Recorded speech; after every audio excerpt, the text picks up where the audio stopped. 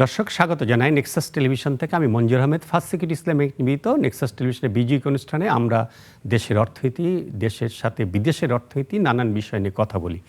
আমরা আমাদের দেশের অর্থনীতি এমন একটা পর্যায়ে আমরা আজকে উপনীত হয়েছি যখন একটি সরকার, আওয়ামী লীগ সরকার বা শেখ হাসিনা দেশ ছেড়ে চলে গেছেন, একটি অভ্যুত্থানের মাধ্যমে নতুন একটি অন্তর্বর্তীকালীন সরকার আমরা পেয়েছি এবং এই সরকারের সামনেই আসলে একটা বড় চ্যালেঞ্জ হয়ে দাঁড়িয়েছে অর্থনীতি। অনেকদিন ধরেই অর্থনীতিতে একটা চাপ ছিল এবং সেটা বলা যায় যে এখন গত 2 মাসে যে আন্দোলন সংগ্রামের মধ্য দিয়ে সরকার উৎখাত হয়েছে বা সরকার পতন ঘটেছে, তার মধ্য দিয়ে অর্থনীতি আরেকটু ভঙ্গুর হয়েছে।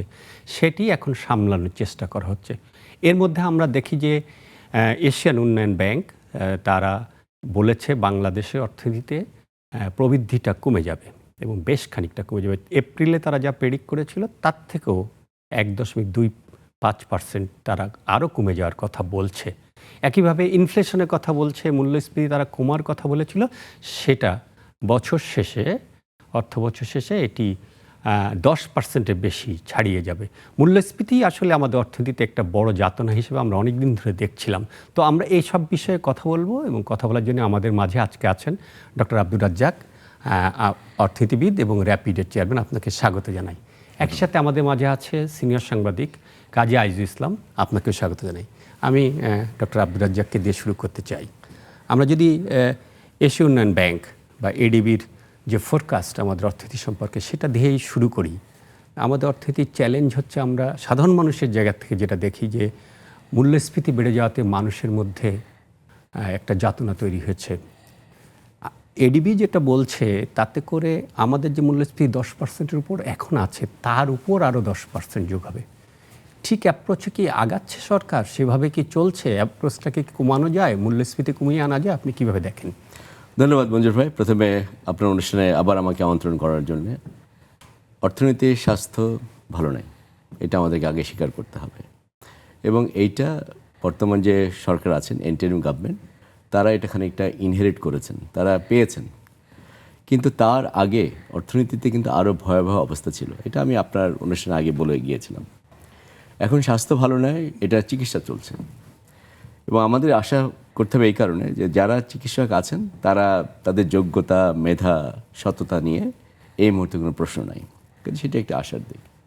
এখন বলি যে অর্থনীতির চ্যালেঞ্জগুলো কী হলো। দেখুন, বাংলাদেশে বিভিন্ন সময় আমরা দেখেছি যে সেখানে পলিটিক্যাল আনরেস্ট আমরা দেখেছি রাজনৈতিক অনিশ্চয়তার মাধ্যমে সরকার বদল হতে আগেও হয়েছে। হ্যাঁ, জুলাইয়ের গণ অভ্যুত্থান এটা সম্পূর্ণ আলাদা, সেটা আলাদা একটা মাত্রা আছে, সেটা যেমন ভালো। কিন্তু আমরা এর আগে এই পলিটিক্যাল ইনস্টেবিলিটি বলে দেখেছি, তার মাধ্যমে সরকার পরিবর্তন হওয়াটা দেখেছি, যেটা কোনো সময় ছিল না। এই সরকার পরিবর্তনের মধ্যে অর্থনীতি কিন্তু এরকম চাপের মতো ছিল না যে অবস্থায় গত সরকার রেখে গিয়েছে। কাজে দুটো চাপ, সরকার রাজনীতি চেঞ্জ হয়েছে, অ্যাট দ্য সেম টাইম অর্থনীতি কিন্তু খুবই ভঙ্গুর অবস্থায় ছিল। তার আগে থেকেও আমি আপনাকে বলেছিলাম। কিন্তু আমি যদি একটু এখানে বলি যে ডক্টর সালাউদ্দিন আহমেদ প্রথমে প্রেস মিট করে যেটা বলেছিলেন যে অর্থনীতি কিছুটা গতি হারিয়েছিল, কিন্তু অর্থনীতি অতটা দুর্বল না, বা এটাকে লাইনে আনা যাবে।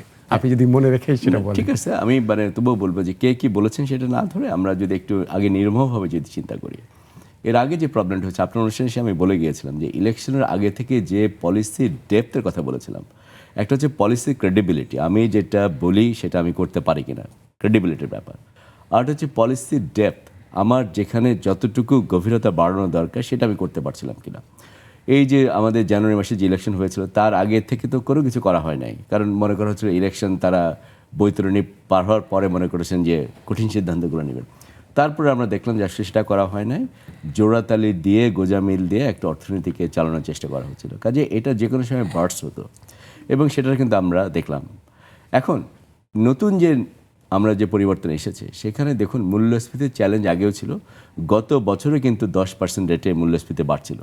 কিন্তু আমি আপনাকে একটু মনে করে দিতে চাই, দেখুন গত সরকারের একটা প্রবণতা ছিল যে মূল্যস্ফীতির যে পরিমাণ সেটা কিন্তু কমিয়ে দেখানো। ফলে যেটা হয়েছে, আমরা যখন মূল্যস্ফীতির চিন্তা করি যে সেপ্টেম্বর মাসে মূল্যস্ফীতি গত বছরের সেপ্টেম্বরের সঙ্গে কী ছিল, এই তো এখন যদি আপনি গত বছরের যদি মূল্যস্ফীতি কম দেখিয়ে থাকেন কাগজে কলমে, তাহলে এই বছরে তো সেইটা এখন তো জেনুইন আমরা হিসাব দিচ্ছি, তাহলে কিন্তু দেখা যাবে যে মূল্যস্ফীতিটা কিন্তু একটু বেশি মনে হচ্ছে। গত বছর আমরা সবাই বলেছিলাম ইকোনমিস্টরা যে আসলে যেটা বলা হচ্ছে তার থেকে কিন্তু বাজারে মূল্যস্ফীতির পরিমাণ একটু বেশি। অন্তত আমরা বাজারে গেলে সেই ফিলিংটা পাই। আমি আপনার কাছে আসবো, তবে তাকে কাজী আজিজের কাছে যেতে চাই। আপনি সাংবাদিকতা করেন অনেক দিন ধরেই এবং এই ইকোনমি নিয়ে কাজ করেন। আপনার কি মনে হয় যে এই মূল্যস্ফীতিকে কন্ট্রোল করার জন্য যে পদক্ষেপ নেওয়া হয়েছে, অর্থাৎ মনিটারি ম্যানেজমেন্ট, কিছুটা ট্যাক্স কমানো হয়েছে, আমরা কোথাও কোথাও, সেটা কি ঠিক আছে? বা যে সিন্ডিকেটের কথা ব্যাপকভাবে আলোচিত হয়, আমি একটা জিনিস দেখি যে 85 টাকা থেকে ডলারের দামটা 120 টাকায় গেছে, অর্থাৎ 35% মূল্য বৃদ্ধি কিন্তু এখানে হয়ে গেছে। খুব কি সিন্ডিকেট এখানে কাজ করছে? সিন্ডিকেট আসলে খুব একটা ছোট একটা প্রসঙ্গ আমার কাছে মনে হয়। অনেকে হয়তো বলতে পারে যেটা জনপ্রিয় কথা, আমি জনপ্রিয়তার বিপক্ষে গেলাম, পরে ভেঙে বলছি। এর আগে আমি একটু ইতিহাস থেকে শুরু করি। দেখেন যে এই জুনের বাজেটের উত্তর সংবাদ সম্মেলনে আমার সাথে সাবেক অর্থমন্ত্রীর বেশ একটা ক্ল্যাশ হয়েছিল, বলে যে মানে আমি যখন মূল্যস্ফীতির কথা বলেছিলাম, আমি যখন ওনাকে বলেছিলাম যে আপনার মূল্যস্ফীতির কারণে অর্থনীতি ছোট হয়ে যাচ্ছে এবং মানুষ ছোট হয়ে যাচ্ছে অর্থনৈতিক ক্ষমতার বিচারে, তখন উনি আমাকে খুবই মূর্খ টূর্খ বলেছিলেন। বা যাই হোক, আমি ওনাকে শ্রদ্ধা রেখে বলি, আমি কিন্তু তখন জানতাম না যে সরকার পরিবর্তন হবে, বা আমার কোনো উদ্দেশ্যমূলক ছিল না। এরপর কি হলো, জুন জুলাইয়ে বিপ্লব বা একটা অভ্যুত্থানের মতো পরিবেশ তৈরি হলো, বা সরকার পরিবর্তন হলো। আজকে আগস্ট সেপ্টেম্বর চলছে, আমরা আসছি। ওই সময় মূল্যস্ফীতিটা ডাবল ডিজিটের কাছাকাছি। আজকে কি আগস্টে, জুলাই আগস্টে যদি ব্যাপক একটা রাজনৈতিক হাঙ্গামা বা অভ্যুত্থান যে কোনো কারণে সারা বিশ্বের যে কোনো দেশে, সেটা আমেরিকায় যদি হয়, মূল্যস্ফীতি এরকম বেড়ে যাবে। তাই হয়েছে জুলাই এবং আগস্ট, এটা অ্যাকসেপ্টেবল, কারণ আপনার বাস্তবতা, রাজনৈতিক বাস্তবতা এটাই হবে। সেপ্টেম্বরে সেটা একটু কমে এসছে আগস্ট থেকে। বাংলাদেশের ইতিহাসে সবচেয়ে হাইয়েস্ট হয়ে গেছিলো, আপনার 14% চলে গেছিলো আগস্টে, সেটা সেপ্টেম্বর একটু কমে এসছে। তারপরে কিন্তু ডাবল ডিজিট 10-এর উপরে আছে। এখন 10-এর উপরে বা 10-12 খাদ্য মূল্যস্ফীতি, আমি অন্য কিছু বাদ দিলাম, খাদ্য এবং এসেনশিয়াল মানে নিত্যপণ্য, এই নিত্যপণ্যের মূল্যস্ফীতি বহন করার ক্ষমতা বাংলাদেশের 66% মানুষের নাই। প্রতি 3 জন মানুষের মধ্যে 2 জনের নাই, একজনের আছে। 34% মনে করেন যে কম বেশি বহন করলো। 66% মানুষ এই মূল্যস্ফীতি বহন করতে পারবে না, পারছিল না, না পেরে পেরে আসছিল। কেন পারবে না? পারবে না কারণ হচ্ছে তার আয়টা ওইভাবে বৃদ্ধি হয় নাই। এখন বাংলাদেশের মানুষের আয় যদি 20% বৃদ্ধি হতো, 10% মূল্যস্ফীতি হলে কোনো অসুবিধা ছিল না। ওই মানে আপনার 66% মানুষের এই সিগন্যালটাই আমার কাছে মনে হয় যে এখনকার যে সরকার প্রধান, তিনি ইকোনমিস্ট। এরপর আমরা যদি এখন আজকে বিজয়কে আলোচনা আছে, নেক্সট ইম্পর্টেন্ট পার্সন বাংলাদেশের জন্য হচ্ছে অর্থ এবং বাণিজ্য উপদেষ্টা, উনি ইকোনমিস্ট, আরও কয়েকজন ইকোনমিস্ট আছেন। ওনাদের কাছে এই সিগন্যালটা অবশ্যই মানে আমার কাছে মানে চরম অ্যাটেনশন দিয়ে দেখতে হবে। রাজনৈতিক সরকার কিন্তু অনেক কিছু পারে, অনেক কিছু আপনাকে কথা দিয়ে ভুলিয়ে রাখার চেষ্টা করবে, জোর করে ভুলিয়ে রাখার চেষ্টা করবে, ধমক দিয়ে ভুলিয়ে রাখার চেষ্টা করবে, কারণ তার একটা বিশাল বেস থাকে বা ইয়েতে। অরাজনৈতিক সরকারের কাছে প্রত্যাশা বেশি আমাদের, কিন্তু ওনার ক্ষমতাটা কিন্তু রাজনৈতিক সরকারের চেয়ে কম, কারণ ওনার মধ্যে জনরোষ বা রোষ বলি না, বা অজনপ্রিয়তার বা এজেন্টগুলো দ্রুত কাজ করে ফেলবে অন্যরা। রাজনীতিকরা অনেকভাবে এটাকে চাপিয়ে দেয়, রাজনীতিকরা ম্যানেজ করতে পারছিলেন না। আমার কাছে মনে হয় যে অভ্যুত্থান, যে আমি বলি জুলাই অভ্যুত্থান, এটা কিন্তু বড় একটা কারণ ছিল আপনার মূল্যস্ফীতি দীর্ঘ সময়। এরপর দ্বিতীয় একটা কারণ আমরা অনেকে খেয়াল করছি না। আপনি জুলাই বিপ্লবে কাদেরকে দেখেছেন মাঠে? মধ্যবিত্ত, নিম্ন মধ্যবিত্তের যুবক শ্রেণী, যেই যুবকদের কাজ ছিল না, বা হয়তো অনেকে ফ্রিল্যান্সার করছে 5 লাখ লোক, 50 লাখ তো বেকার ছিল। এই বেকারত্ব একটা বড় সমস্যা হচ্ছিল, অনেক মানুষের জব চলে যাচ্ছিল। তাহলে সেই মানুষটা, সেই যুবক এবং যুবকের ফ্যামিলিটার আয় কমে যাচ্ছিল, আয় কমে যাচ্ছে, ব্যয় বাড়ছে। আপনি ঠিকই বলেছেন যে যে ছেলেটা ইউনিভার্সিটিতে পড়তো, সে মানে যারা পড়ে, যারা আন্দোলন সংগ্রাম করেছে, সে হয়তো বাসার থেকে আগে 3,000 টাকা আনতো, এখন সে 3,000 টাকা দিয়ে তার আসলে চলছিল না। সেও তার বাবার কাছে চাইতে পারছিল না, তার বাবাও বেশি দেওয়ার ক্ষমতা ছিল না। তো ন্যাচারালি ইনফ্লেশনের বা মূল্যস্ফীতির প্রভাব তাকে আন্দোলন মুখে করেছে। আমরা ফিরবো, আমি এটাই বলেছিলাম। দেখেন, ইনফ্লেশন হচ্ছে পলিটিশিয়ানের সবচেয়ে বড় শত্রু, সেই সাবেক অর্থমন্ত্রীকে আমরা সেই আলোচনাকে ফিরবো, তবে তার আগে একটা বিরতি যেতে চাই। দর্শক সঙ্গে থাকুন, ফিরে আসছি কিছুক্ষণ পর।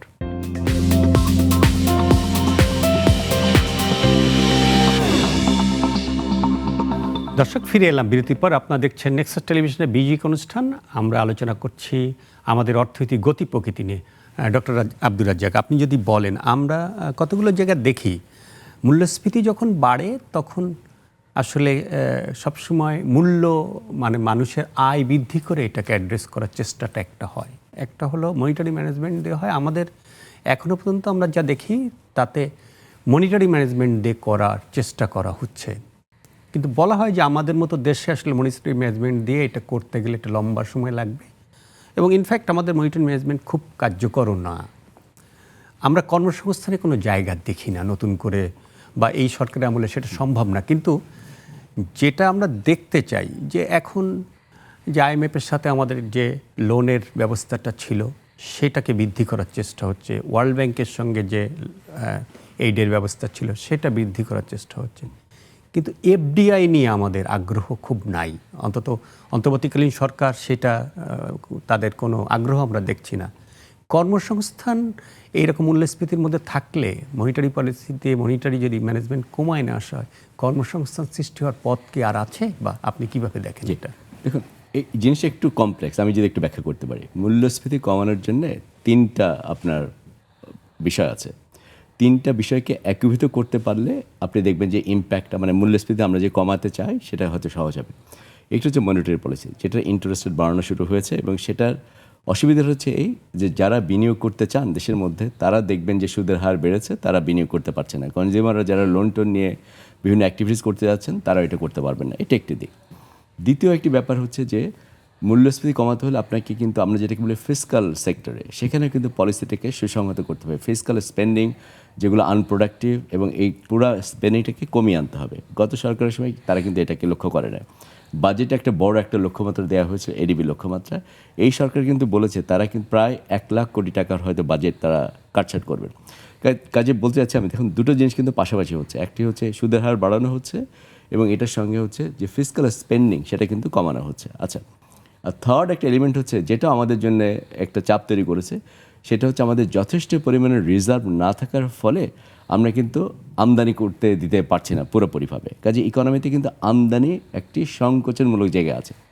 আমদানি সংকোচন করে রাখার অর্থই হচ্ছে বাজারে সিগন্যাল দেওয়া যে জিনিসপত্রের হয়তো সহজলভ্যতা নাই। আপনি যদি দেখেন আমাদের আমদানির ক্ষেত্রে, জ্বালানি আমদানি করতে আমাদের মোটামুটি 12 থেকে 13 বিলিয়ন ডলার লাগে, মানে মোটামুটিভাবে মাসে আপনাকে 1 বিলিয়ন ডলার খরচ করতে হয়। আপনি যদি ফুড বলেন, রাইস এবং হুইট, অন অ্যাভারেজ আমরা 2 থেকে 3 বিলিয়ন ডলারে কিন্তু আমাদের একটা বিল আছে সেখানে। একইভাবে আপনি যদি তুলার কথা বলেন, যেটা না হলে আমাদের স্পিনিং হবে না, রেডিমেড গার্মেন্টস হবে না, 4 বিলিয়ন ডলারের সেখানে আছে। ক্রুড অয়েলের কথা একটু আগে বলেছি আমি, এবং পেট্রোলিয়াম, ওইটাও প্রত্যেক মাসে আপনার 1 বিলিয়ন ডলারের বেশি খরচ করতে হচ্ছে। এখন এই পরিস্থিতিতে আপনি যদি আমদানিকে যদি সংকোচন করে রাখতে চান, এবং এটা আমরা করে রেখেছি 22-23 অর্থ বছরে, খুব সম্ভবত আমদানি এক বছরে বেড়ে খুব সম্ভবত 21-22 অর্থ বছরে সেটা 80 বিলিয়ন ডলার উপরে চলে গিয়েছিল। সেটাকে আমরা কমিয়ে এখন 69-70 বিলিয়ন ডলার আছে। তার মানে আমদানি কমানো, যে ইকোনমি আমদানির উপর অনেক বেশি ডিপেন্ডেন্ট, তার মানে হচ্ছে সেখানে একটা সাপ্লাই শক কিন্তু তৈরি হয়েছে। ফলে আমরা যেটা দেখতে পাচ্ছি যে বাজারে কিন্তু এখনও ওই দ্রব্যমূল্যের উপরে কিন্তু চাপটা কিন্তু আছে।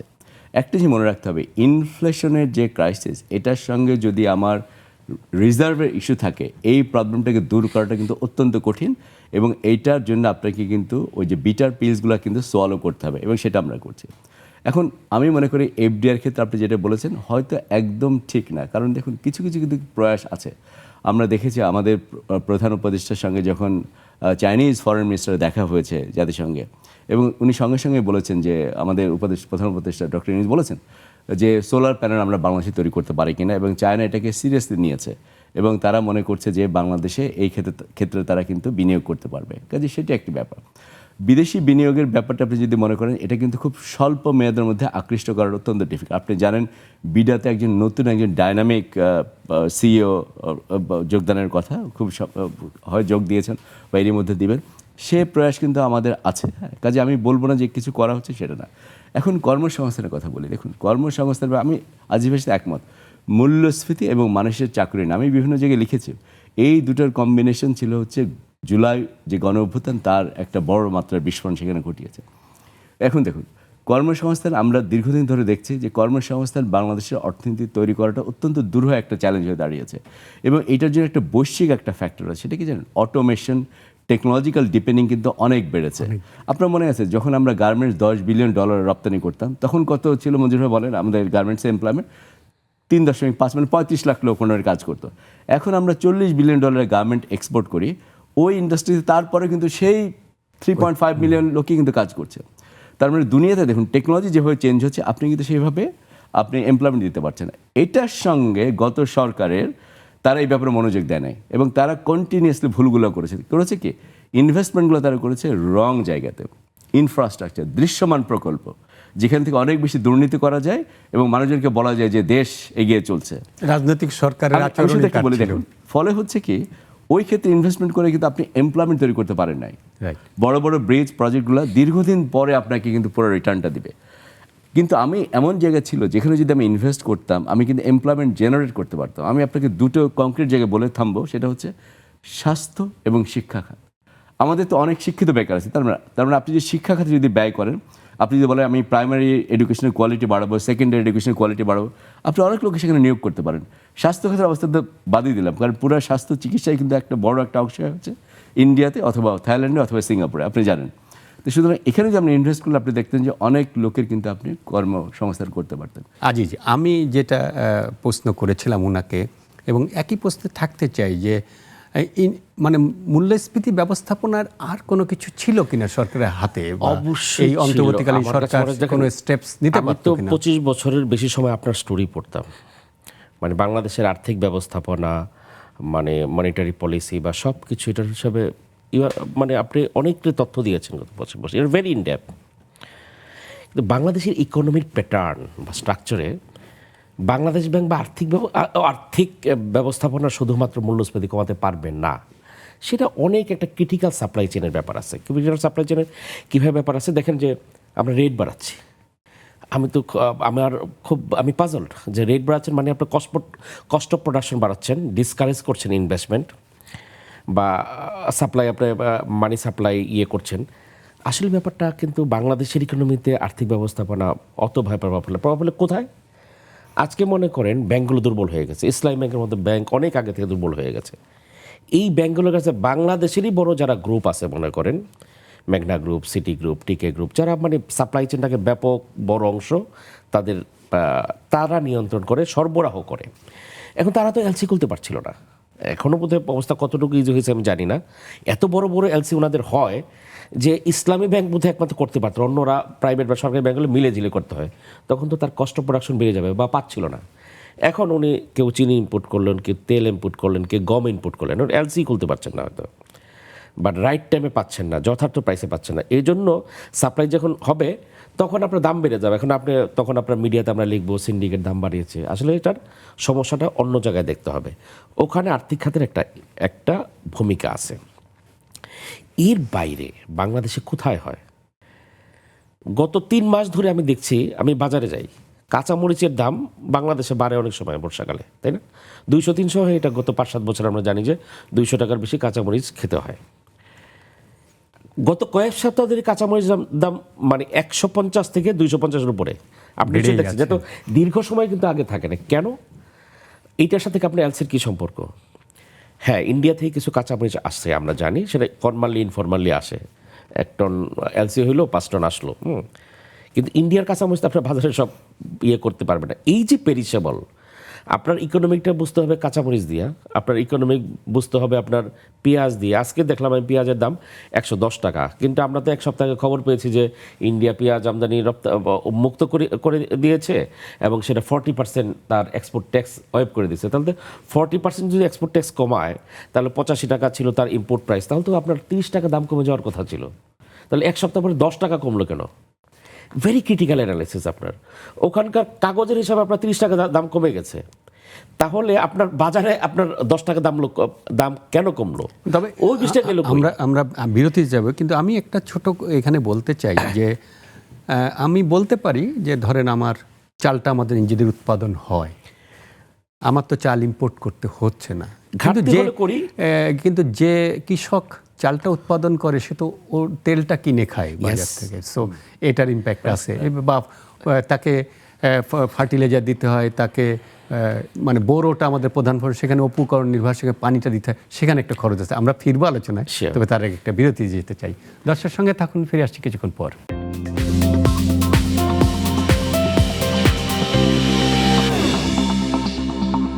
ফিরে এলাম বিরতির পর। আপনারা দেখছেন নেক্সাস টেলিভিশনের বিজয় অনুষ্ঠান। আমরা আলোচনা করছি আমাদের অর্থনীতির গতি প্রকৃতি নিয়ে।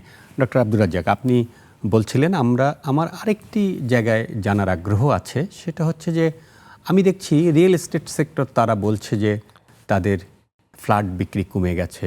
এখানে এই গত 2 মাসে একটা পরিস্থিতি তৈরি হয়েছে, কিন্তু অনেক দিন ধরেই কমে যাচ্ছে। আমি যদি দেখি আমাদের ইম্পোর্টটা বেশ কমে গেছে, আমি যদি দেখি আমাদের এক্সপোর্টটা অনেকটা কমে গেছে, রেমিটেন্সটা বেড়েছে। তো মূল্যস্ফীতির আমি বড় জায়গা দেখি, আমি বলছি আগেও যে ডলারের মূল্য বৃদ্ধিটা একটা বড় জায়গা। এখন রিয়েল এস্টেট সেক্টরে যদি তাদের বেচা বিক্রি কমে যায় এবং বিল্ডিং নির্মাণ বা ডেভেলপমেন্টের কাজটা কমে যায়, তাহলে আমি বুঝি এটা রিয়েল ইকোনমিতে বা কর্মসংস্থানটা বড় জায়গা এবং সেটা একটা ক্ষতিগ্রস্ত হবে। তো আপনি কিভাবে দেখেন এই টোটাল সম্পর্ককে যদি আমরা সুতা গাঁথতে চাই, তাহলে কিভাবে আপনি এটা বিশ্লেষণ করবেন? মানে আমাদের ডলার আয় কমে যাচ্ছে রেমিটেন্সটা ছাড়া, আমাদের ইম্পোর্টটা কমে যাচ্ছে, এবং ইম্পোর্টটা যেখানে কমছে সেটা হচ্ছে আমার ক্যাপিটাল মেশিনারি কমে যাচ্ছে। আপনি কিভাবে ব্যাখ্যা করবেন? জি, আমি বলতে চাই, এই জন্য আমি সবসময় বলি যে এই সমস্যাটা কিন্তু কঠিন একটি সমস্যা। কাজে সেখানে আমি একটা জিনিস সমালোচনা করতে চাই, কিন্তু আবার অ্যাট দ্য সেম টাইম আমি কনস্ট্রাকটিভ হতে চাই। দেখুন, প্রথমে আমি একটু বলেছি যে প্রথম ইস্যু হচ্ছে যে শুধুমাত্র কি মনিটারি পলিসির উপর জোর দেওয়া হচ্ছে, অন্তত এই সরকার না, তারা অন্য সেক্টরে কিন্তু জোর দিচ্ছে। এটার সময় সুফল পেতে একটু সময় লাগবে। তারা কীভাবে জোর দিলে একটাকে আমি বলেছি, তারা পাবলিক স্পেন্ডিংও কাট করার চেষ্টা করছে, যতখানি সম্ভব এটা কমিয়ে আনা। তাহলে হবে কি, ইনফ্লেশনের যে ঊর্ধ্বগতি সেটাকে আমরা খানিকটা হয়তো হ্রাস টেনে ধরতে পারবো। এটা কিন্তু সেখানে কর্মসংস্থানের পথটা গতি হারাচ্ছে আমি কিনা? আপনাকে বলি, দেখুন, আপনি ইকোনমিতে কিন্তু আপনার ট্রেড অফ আছে। এইটা পপুলিস্ট কোনো সরকার নাই। কোনো ইকোনমিস্ট যদি পপুলিস্ট হতে চায়, সে ইকোনমিক্স ব্যবহার করতে পারবেন না। আপনি সব কিছু বলতে সবাইকে বোঝাতে পারবেন সেটা না। পৃথিবীতে আপনি দেখুন, পৃথিবীতে যে কোনো ইকোনমিতে যখনই কোনো ক্রাইসিস তৈরি হয়, সেই ক্রাইসিস দেখবেন যে হাউজিং মার্কেটে সবচেয়ে আগে হিট করে। আপনি যদি রিসেন্ট যদি আপনি দেখেন ওয়েস্টার্ন ইকোনমিতে, মার্কিন যুক্তরাষ্ট্র যখন তার সুদের হার বাড়িয়ে তার মূল্যস্ফীতি নিয়ন্ত্রণ করার চেষ্টা করছিল, সেখানে হয়েছে অনেক বাসা চলে গিয়েছে, মানে যাদের মর্গেজ ছিল তাদেরকে এটা ফেরত দিতে হয়েছে। আপনি চায়না এখন দেখেন, তাদেরও হাউজিং বাবল কিন্তু বার্স্ট হচ্ছে। কাজে ইকোনমিতে একটা নর্মাল একটা প্রসেস। বাংলাদেশের কনটেক্সট যেটা হচ্ছে কি, এই হাউজিং ইন্ডাস্ট্রি আরেকটু হয়তো বেশি এফেক্টেড হবে। কারণ কি, আপনি জানেন সেখানে কিন্তু ওই যে কালো টাকা সাদা করার কিন্তু একটা বড় একটা সুযোগ দেওয়া হয়েছিল, যার মাধ্যমে কিন্তু এই ইন্ডাস্ট্রিটা হয়তো খানিকটা বেনিফিট হচ্ছিল। সেটাও কিন্তু এই মুহূর্তে তাদের কিন্তু সেই জায়গাটায় আস্থার এখন একটা সংকট তৈরি হয়েছে, সেটা থাকবে। আরেকটা জিনিস দেখুন, আমি ইকোনমিস্ট হিসেবে বলতে চাই, এইটা মানুষকে বোঝানোটা উচিত হবে না যে যখন ইকোনমিতে আপনি সংস্কার করতে চাবেন, এবং বিশেষ করে আমরা ইনফ্লেশন ট্যাকেল করতে যাচ্ছি এবং আমরা আমাদের রিজার্ভের ক্রাইসিস আছে, সেখানে একই সাথে আমরা বেশি বিনিয়োগ করতে পারবো, বেশি এমপ্লয়মেন্ট জেনারেট করতে পারবো, হয়তো এই মুহূর্তে না। তাহলে ইকোনমিস্ট হিসেবে আপনি কি বলতে পারি, আমাদেরকে সিকোয়েন্সিং করতে হবে যে কোন পলিসির পরে কোন পলিসিটা আমরা নিব। তো সেক্ষেত্রে আমাদেরকে বুঝতে হবে যে প্রধান শত্রু হচ্ছে, আপনি শুরুতেই বলেছেন, সেটা হচ্ছে ইনফ্লেশন। মূল্যস্ফীতি মানে 10% মূল্যস্ফীতি মানে কি, মানে হচ্ছে গত বছরের তুলনায় আমার 10% রিয়েল ইনকাম কমে গিয়েছে। আগে যে জিনিসটা আমি 100 টাকা কিনতে পারতাম, সেটা এখন 110 টাকা লাগছে। যদি 10 বছর কন্টিনিউ করে, সামনের বছরে ভাই এটা 121 টাকা হয়ে যাবে। এই তো মানে আমার রিয়েল ইনকাম কমে যাচ্ছে।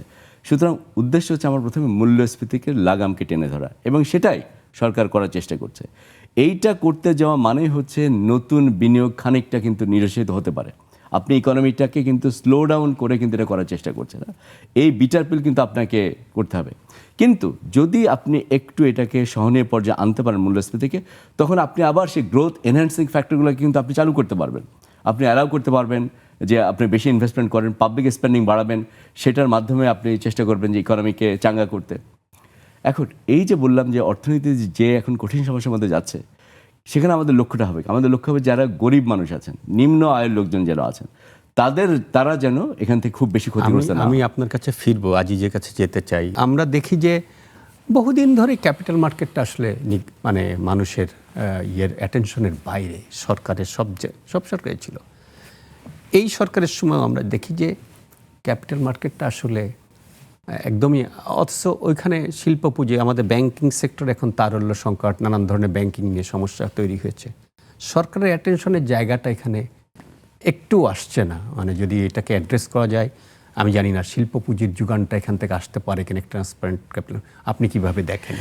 আচ্ছা, আমি মনে করি যে এই সময়ে শুধুমাত্র শিল্প পুঁজির জন্য যদি কিছু আইপিও বা এর মাধ্যমে তোলা হয়, এইটা ছাড়া বাকি যে আমাদের ডেইলি ট্রেড, এখানে অ্যাটেনশন না থাকা ভালো। অর্থনীতি ভালো হলে পুঁজিবাজার ভালো হোক, অর্থনীতি খারাপ যদি থাকে পুঁজিবাজার ভালো, এটা মোটেও ভালো না। বাংলাদেশের পুঁজিবাজারে এই অবস্থা হয়েছে। অর্থনীতি খারাপ থেকেছে তখন পুঁজিবাজার ভালো থেকেছে, বা অর্থনীতি যখন ভালো থেকেছে পুঁজিবাজার তখন খারাপ থেকেছে। এই বিপরীত পথে চলা বাংলাদেশের পুঁজিবাজারের চরিত্র, সেই চরিত্র যাতে আর ফিরে না আসে। না, কিন্তু সেক্ষেত্রে আমি যদি বলি যে কখনোই ধরেন মনিটারি পলিসি বিবেচনায় আমি দেখেছি সেন্ট্রাল ব্যাংক, এই সালেউদ্দিন স্যাররা যখন ক্ষমতায়, মানে সেন্ট্রাল ব্যাংকের গভর্নর ছিলেন সালেউদ্দিন স্যার, তখনও দেখেছি যে কাজমির সাহেব, ডেপুটি গভর্নর, ওনারা ক্যাপিটাল মার্কেটটাকে আমলেই নেয়নি, যে কারণে ব্যাংকের আজকে যে দুরবস্থা তৈরি হয়েছে, এটা একটা অন্যতম কারণ। শর্ট টার্ম ডিপোজিট নিয়ে লং টার্ম সে লোন দেয়, এটা একটা মিসম্যাচ এখানে ওই জায়গার থেকে হয়। আমার কাছে মনে হয় যে ওনারা অনেকাংশে রাইট ছিলেন। আপনি আল্লাহ আলী কাজমির খুব ক্লোজ ছিলেন, আমিও ওনাকে জানি। ওনারা আসলে এক ধরনের ফিলোসফার ছিলেন, মানে ইকোনমিক সেন্ট্রাল ব্যাংকের ইয়েতে ওনারা সফলভাবে কিছু, হয়তো অনেক কিছু আপনার এই ডলার বা ইয়ারা ধরে রেখেছেন, এটা তো ওনাদের নির্দেশনা ছিল। এটাও অনেক ক্ষেত্রে পজিটিভ, আবার নেগেটিভিটি আছে। এই যে এখন দেখলেন যে 40% বেড়ে গেছে ডলার দাম, 40% কিন্তু ইনফ্লেশন আসবে আপনার। আমার কাছে মনে হয় যে পুঁজিবাজার আলোচনাটা এখন যদি কিছু পুঁজি সংগ্রহের ব্যাপারটা ছাড়া, আর ডেইলি যে ট্রেড পুঁজিবাজার সূচক বাড়িল, লেনদেন বাড়িল, এটা বন্ধ থাকুক আপাতত। যখন অর্থনীতি ভালো হবে ওইভাবে চলুক, অর্থনীতি খারাপ থাকলে পুঁজিবাজার খারাপ থাকুক। আমি আপনার আগে একটা প্রশ্ন আসতে চাই, আপনি কিন্তু দারুণ প্রশ্নটা করেছিলেন যে এগ্রিকালচারের ব্যাপারে এনেছিলেন আপনি। দেখেন বাংলাদেশের যে ইনফ্লেশন, কর্মসংস্থান, 3টা ওয়ে, নাহলে ভীষণ বিপদে পড়ে যাব আমরা। আমি 3টা আর যদি বলি, রাইস, আরএমজি, রেডিমেড গার্মেন্টস এবং রেমিটেন্স। প্রথমে আমি রাইস আনতে চাই। রাইস মানে শুধু চাল না, রাইস এবং অল এগ্রিকালচার আপনার নিড, চাল, ডাল, মাছ, বাজার, কাঁচা বাজার, এই সরবরাহটা যদি আপনি স্টেবল না করতে পারেন এবং বাড়াতে না পারেন, আপনি ইনফ্লেশন ম্যানেজ করতে পারবেন না। একটা হচ্ছে উৎপাদন বাড়াবেন, আর একটা সাপ্লাই চেনটাকে স্মুথ করবেন এবং মনিটরলি, মানে যারা অতি মুনাফালোভী এদেরকে থামাবেন আপনি। সেটা আপনার অনেক ধরনের টুল ইউজ করতে হবে। এটা যদি আপনি ইউজ না করতে পারেন, এগ্রিকালচার যদি আপনি একটা অ্যাটেনশন না দেন, 3 মাস 2 মাস পরে আগুন লেগে গেল, তখন আপনি 2 বালতি পানি নিয়ে দৌড়ালেন, কোনো আসবে না। এখন যদি আগুন লাগার আগে যদি আপনি 2 মাস পরে কী হবে দেখতে পারেন, তাহলে আপনি বেঁচে যাবেন। এই যে এগ্রিকালচার, যে টোটাল আপনি এগ্রিকালচার ব্যাপারটা আমি বলি, এগ্রিকালচার এখানে হিউজ অ্যাটেনশন দেওয়ার ব্যাপার। তারপরে সাপ্লাই চেনটা, কৃষক থেকে শুরু করে ভোক্তা, সবার, কৃষকেরও স্বার্থ থাকুক, ভোক্তারও স্বার্থ থাকুক। দেখেন আমি একটা কথা বলছিলাম আজকে, গত সরকার, সাবেক সরকার প্রচুর এগ্রিকালচার মেকানাইজেশনে সাপোর্ট দিয়েছে। আলটিমেটলি রেজাল্ট কী হয়েছে জানেন? প্রান্তিক কৃষক সেই হারভেস্টিং মেশিন পায় নাই। প্রভাবশালী মেম্বার, চেয়ারম্যান, তারা কিনে সে একটা প্রফিট করেছে সেই কৃষকের কাছে। কৃষক উল্টা দিকে কী হয়েছে, হারভেস্টিং মেশিনের জন্য কৃষি শ্রমিকের মজুরি কমেছে, 2 জনই ঠকলেন। কৃষকও লাভবান হলেন না, মজুরি কমে গেল। সিরিয়াস ইকোনমিক অ্যানালিসিস, বোধহয় একটা অনুষ্ঠান লাগবে এটা বলতে, আমি শুধু একটা ক্লু দিয়ে দিলাম। আমরা বোধহয় আজকে এই আলোচনাটা করতে পারবো না। এগ্রিকালচার, ইন্ডাস্ট্রি, আরএমজি আর এবং রেমিটেন্স, এই 3টার দিকে এগ্রিকালচার অবশ্যই ব্যাপকভাবে, বাজার সহ, এই 3টাতে যদি অ্যাটেনশন এবং ম্যানেজ এবং অগ্রিম সতর্কতা এবং অগ্রিম সঠিক সিদ্ধান্তটা না নিতে পারি, আমরা ফিরবো আলোচনায়, তবে তার আগে একটা বিরতি যেতে চাই। দর্শক সঙ্গে থাকুন, ফিরে আসছি কিছুক্ষণ পর।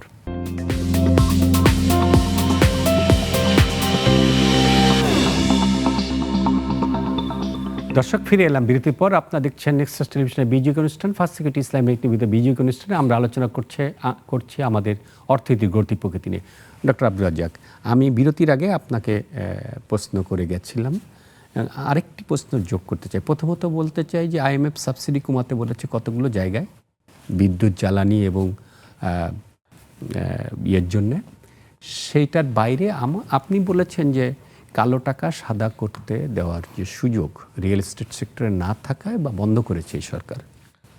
আমার একটা এখানে প্রশ্ন হলো, কালো টাকার উৎস কি আমরা বন্ধ করতে পারলাম? অর্থাৎ আমি যদি এই রিয়েল এস্টেট সেক্টরে যাই, আমি যে জমিটা কিনি বা জমিটা যে বেচি, এই যথাযথ মূল্য কি আমি দেখাই? তাহলে এই রিয়েল এস্টেট সেক্টরে আপনি যদি ফ্ল্যাট বিক্রি করতে চান, তাহলে হয়তো 3 ভাগের 1 ভাগ দাম দিয়ে আপনি রেজিস্ট্রি করেন, তো ব্ল্যাক মানি তো 2 ভাগ হয়েই গেল। আপনি কালো টাকা সাদা করার পথটা বন্ধ করলেন, ঠিক আছে, আয়ের পথটা বন্ধ করবেন কিভাবে? এই দুটি প্রশ্ন আপনি চমৎকার প্রশ্ন এবং সবচেয়ে রেলিভেন্ট প্রশ্ন, এবং সেই রেলিভেন্স আসে কেন এখন এই নতুন সরকারকে কার্যকর হতে হবে। প্রথমে আমি বলি, দেখেন, IMF-এর সব সুপারিশ শুনতে হবে তা কিন্তু না। এটি একটি সার্বভৌম দেশ এবং এই সরকারের কিন্তু ক্রেডিবিলিটি গত সরকারের থেকে কিন্তু অনেক বেশি আছে। এই সরকারের যারা নীতি নির্ধারণ করেন তারা এই নীতিগুলো অনেক ভালো বুঝেন, হ্যাঁ, এবং যারা IMF থেকেও যারা এইসব সুপারিশ করছেন তাদের থেকে এনাদের যোগ্যতা অনেক বেশি, মানে আমাদের যারা এখন উপদেষ্টা আছেন, হ্যাঁ, গভর্নর আছেন, তাদের যোগ্যতা অনেক বেশি। সুতরাং তাদের সব কথা শুনতে হবে, কথা নাই। সেক্ষেত্রে কিন্তু আমরা মোটামুটি গত সরকারের সব আপনি দেখুন, IMF যে সুপারিশগুলো করেছিল তারা কিন্তু সবগুলোর ফুলফিল করতে পারে না। এই যে টার্গেটগুলো ছিল, যেমন রেভিনিউ বাড়াতে হবে, রেভিনিউ GDP 20% এই হারে বাড়বে, রিজার্ভ এত অংশ না বাড়লে তারা পরের কিস্তি দেবে না, তারপরে কিন্তু তারা লোন দিয়েছে। কাজে আমি মনে করি না যে IMF-এর শর্ত মানতে হবে, কিন্তু বুঝতে হবে IMF তারাও তো ধরেন ইকোনমিটাকে তারা তো ভালো অ্যানালিসিস করে তারা দেখার চেষ্টা করে যে কেন এই সুপারিশগুলো তারা কেন করে। একটি হতে পারে আপনি মনে করতে পারেন আইডিওলজিক্যাল তাদের কিছু সুপারিশ, সেটা যেমন সত্যি।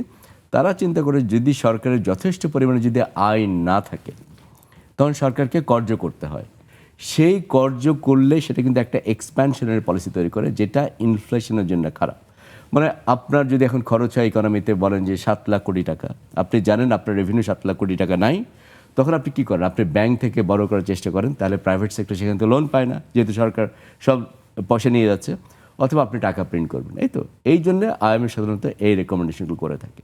এই ক্ষেত্রে আমাদের উত্তর হচ্ছে, দেখুন, সরকারকে চিন্তা করতে হবে যে কোথায় তারা তাদের খরচটাকে কাট করবে এবং কোথায় তাদের খরচ কিন্তু তারা সাবসিডি বাড়াতেও পারে। আপনাকে কে বলেছে সাবসিডি তারা দিতে পারবে? আমি IMF-এর নিজে কথা বলেছি, তাদের সঙ্গে তাদের ডকুমেন্টসে দেখেছি, তারা বলেছে সামাজিক সুরক্ষা খাতে তোমরা বেশি ব্যয় করো।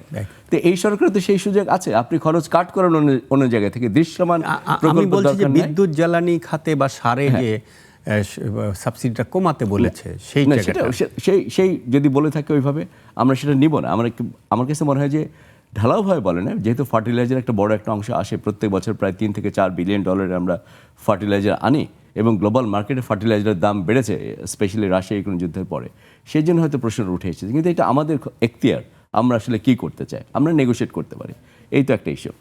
আচ্ছা, এটার সঙ্গে এখন আমি আপনাকে যদি বলি যে এই কালো টাকার কথা যেটা বলেছেন, অত্যন্ত ভালো প্রশ্ন, এবং এই কথা আমি সবসময় বলার চেষ্টা করেছি। বাংলাদেশ থেকে যে টাকা পাচার হয় বা হয়েছিল বড় একটা অঙ্কের, তার প্রধান উদ্দেশ্য, যে মূল, সেটা ছিল হচ্ছে ব্যাপক পরিমাণে দুর্নীতি করে টাকা বানানোর যে প্রবণতা। কাজেই আলটিমেটলি কিন্তু আপনাকে সেখানে হাত দিতে হবে। আপনি যে কথা বলেছেন ল্যান্ড রেজিস্ট্রি, আমরা জানি অ্যাপার্টমেন্ট রেজিস্ট্রির ক্ষেত্রে জেনুইন প্রাইসটা দেখানো হয় না, আমরা মনে করি এটা রং, এটাকে প্রকাশ্যে নিয়ে আসা উচিত, এবং দুর্নীতিকে আপনার অবশ্যই সমূলে উৎপাদন করতে হবে। আমরা যদি দুর্নীতিকে যদি আমরা ট্যাকেল করতে না পারি, আমরা আপনাকে বলতে পারি এই টেন্ডেন্সি যে টাকা পাচার করতে হবে, সেই টেন্ডেন্সি কিন্তু থেকে যাবে। আচ্ছা, আরেকটি কথা একটু আগে বলি, নাহলে হয়তো আপনার কিছু শ্রোতার হয়তো ভুল থাকতে পারে।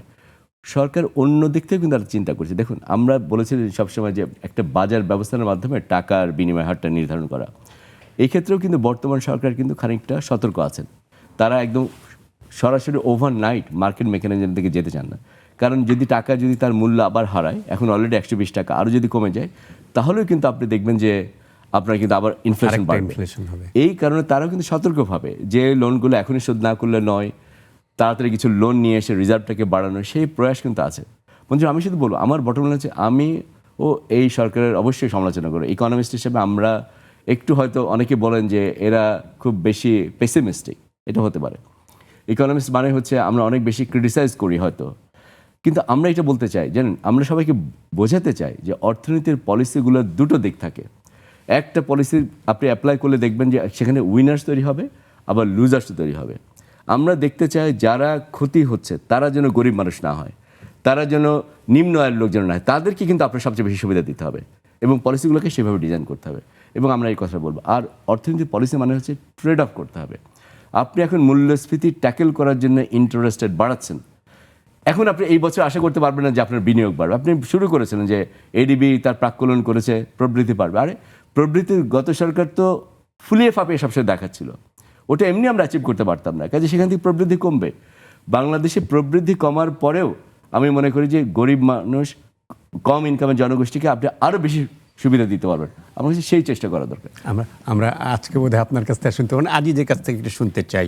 সেটা হচ্ছে যে আমাদের সকল উন্নয়ন বা সকল অর্থনৈতিক অগ্রগতির পিছনে রাজস্ব আদায়টা একটা বড় ভূমিকা রাখে।